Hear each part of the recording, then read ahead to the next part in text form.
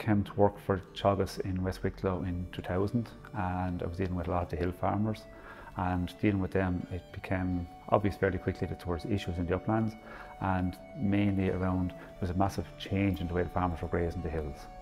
Why was that happening? I suppose there was very little money in hill sheep, and with the Celtic tiger coming on, more farmers had off-farm employment, so it made sense to them to concentrate their farming activities on the lowland. This reduction in grazing, that was leading to more vegetation building up on the hills. There was a knock-on effect with the overgrown vegetation with more burning, which was causing more damage. SUAS would have come through Wicklow Uplands Council, the members, and I suppose we have a lot of farming members on Wicklow Uplands Council as well, and the consensus was that there was an issue in the uplands, you know, the recognition that there is a decline in farming activities, and then there was increasing awareness, I suppose, the decline in the habitat condition too. And I suppose our members then were concerned about that and kind of started having discussions about what could be done about it. In 2013, they carried out a study. The study was called a study of the best management of upland habitats, and that was linking farming activities with habitat condition and how good farming practice can benefit the habitats. And that kind of set the basis then for SUAS, because that was the first time that SUAS was actually there was a structure around what it might look like and what the actions might be and what might be carried out. And I suppose from 2013 onwards then there's been a lot more research been done. If you look around you can see all the ferns that's grown, the bracken that's grown around there, and that's not what you want on. They weren't being used enough. They were becoming overgrown. Large numbers of sheep were being put to the hills for a short time of the year, and not always the best time of the year for the hill. The older farmers that grazed the sheep on the hill in the summers and the autumns, they would have burned it. And now sometimes it wouldn't be that controlled either. Whoever was out checking, looking at the sheep, they just drop a match and walk away. You know, and like I'm talking about my ancestors' time, like the last generation, like you could be talking about 20, 30, 40, 50, maybe up to 100 acres burnt at a time.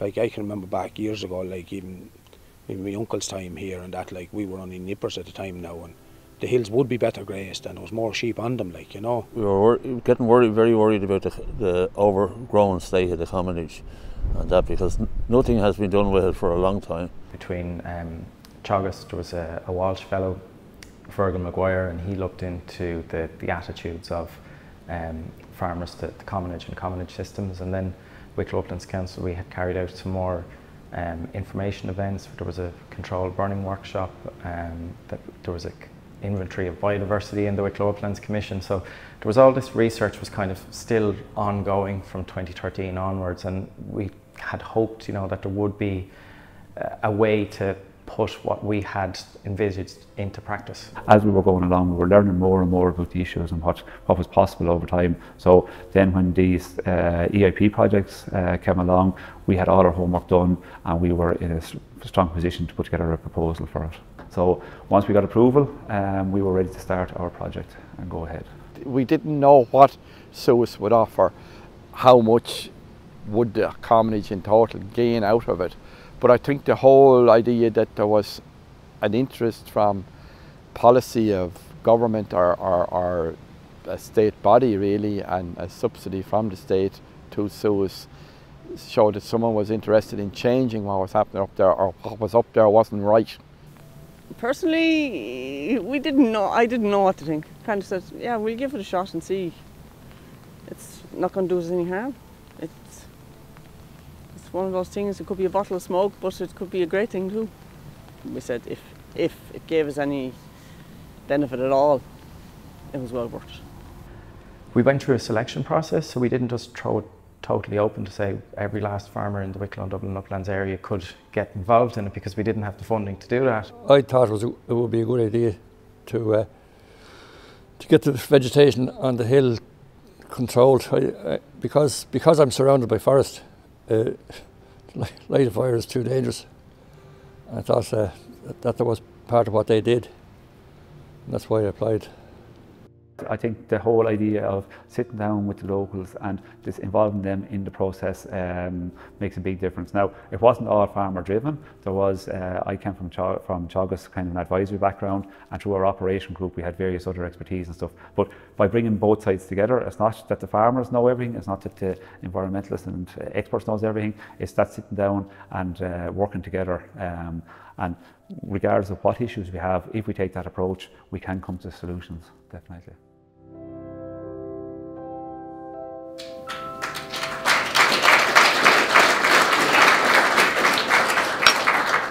Welcome everybody, thank you for joining us today. As you said, my name is Brian Dunne, the coordinator of Wicklow Uplands Council, and we're the lead agency behind the SUAS project. And it's great to see so many people here today to celebrate our findings. So I suppose just for people who may not be familiar with Wicklow Uplands Council, to explain who we are, we're an independent voluntary organisation that first established back in 1997, and we aim to represent those who live, work and recreate in the Wicklow Uplands, and we're supported by the Heritage Council, Wicklow County Council and the Iris O'Brien Foundation each year, so thank you very much to them. What we do, essentially Wicklow Uplands Council, we serve as an important forum for bringing together all the different diverse interest groups in the Uplands area, and we try to develop a consensus position between them, and then from the issues and the challenges that are arising in the area, we aim to respond through innovative projects and partnerships. And that's really exactly why we're here today. It's to celebrate the SUAS project, which is one of those projects which came about because of the discussions of Wicklow Uplands Council.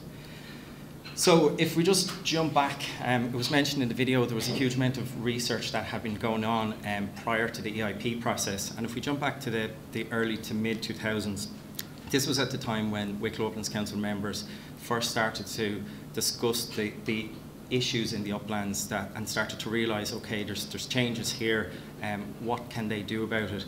And those particular issues, I suppose, changes in government policy, there was the changes to the permissive burning season, which was quite of concern at the time. And so really, I suppose, those discussions then started to happen, and that led on then to a vegetation management subcommittee actually forming in 2011, and that was a very active working group. And it comprised of members of Wicklow Uplands Council. There was upland farmers, we had Teagasc on board, the Irish Uplands Forum and National Parks and Wildlife Service rangers as well. And one of the first things that group did was go on a study visit down to the Burren in 2011, and they were inspired by what they saw. The reason I suppose they were going down to the Burren was to see, they knew that there was these issues in the Wicklow Uplands, but to look to examples elsewhere as to where farmers had been, I suppose, put in a central role in terms of delivering good habitat quality and good management. And that's why, I suppose, we've all known the success of the Burren. The issues in Wicklow, I suppose, that they were particularly concerned about, and there was kind of three main issues that were stemming from it. Number one, the decline in hill farming activities, and again, I suppose that was linked to changing government policies. The second was the increasing awareness and decline of upland biodiversity, and increasing awareness of the changing habitat condition and the loss of iconic species such as red grouse, and the increasing frequency and the extent of uncontrolled wildfires. So at that time there was really massive wildfires happening as well, and I suppose all been driven very much by changes in agricultural practices. So the Vegetation Management Committee, I've jumped ahead, as I said, they went down to the Burren. That was the first thing that they did, to visit the Burren Life Programme, and inspired by Brendan Dunford and the team down there. And really, I suppose it was about trying to, the Vegetation Management Committee wanted to learn to use good science and collaboration to support upland farmers in the best management of upland habitats. And that led into that 2013 study that was mentioned in the video as well. And the 2013 study was published thanks to leader funding by Dr. Mary Tuberty. I think Mary's here today, or she might be joining us later. And it was really an integral part, I suppose, of applying for a LIFE project, because once the Vegetation Management Committee had went down to the Burren and seen the approach that was taken there, they wanted to apply for something similar for Wicklow, a LIFE project for Wicklow, to try and deliver for the farmers in the area. And this study was a big part of that application, and there was a couple of key recommendations that came out of it. The first one being targeted support for farming through an upland agri-environmental scheme. It recommended a review of the controlled burning dates, much more research on sustainable grazing management systems, and practical trials as well on management actions. And again, I suppose that report was particularly about trying to address those three main issues: the decline in hill farming activity, decline in biodiversity, and the extent and frequency of wildfires. Unfortunately, that LIFE application was unsuccessful, but nonetheless, the Vegetation Management Committee continued on and continued to work, carried out a number of, I suppose, information events and carrying out further research. There was a controlled burning workshop carried out in 2016. There was a bracken workshop as well.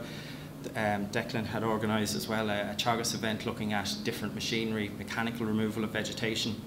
So all of this work was kind of continuing, building up in the background. There was studies into the biodiversity in the uplands, and again, as mentioned, there was a Walsh Fellow appointed in 2014 who was looking at farmers' attitudes to common structures. So we were, I suppose, building our knowledge all of the time. So when the EIP application came in 2016, we were really ready for it, or I suppose, so we thought. When it came to writing up the application, there was so much involved in it, but it was a really important process because we had all the background information. For anyone who's not familiar with the EIP process and what it is, the EIP-AGRI, it's the Agricultural Innovation Partnership, and they work to foster competitive and sustainable farming and forestry that achieves more and better from less. So that's the funding structure that the SUAS project has been funded through. And I suppose a key part of that is the formation of operational groups.